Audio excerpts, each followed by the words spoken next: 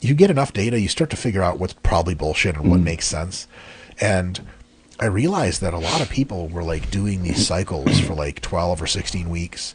And then on each end, they were doing like weeks of prep for the cycle and then weeks and months of post-cycle therapy. And then I was just like, why? Yeah. But they were fully intending to do like 2 cycles a year.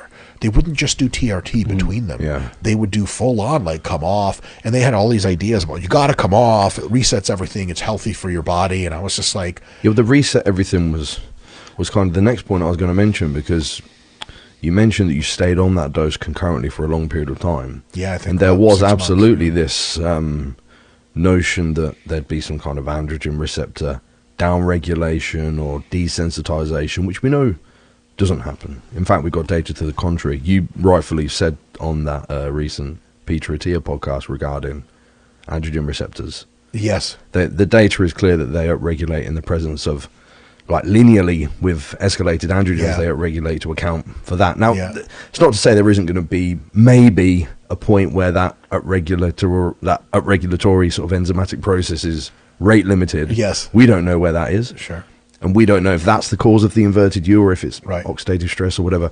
But the fact that you remained on and were aware of that consistent anabolism and other effects At the time, is interesting. At the time, I was pretty convinced there was desensitization.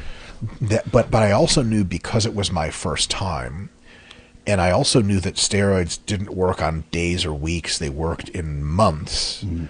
That I was just going to get as much out of the smaller doses as I could, and it worked pretty well. I mean, I remember. So I noticed a few things. One was I had never really dealt with anxiety outside of when I was on Adderall for high school and a part of college.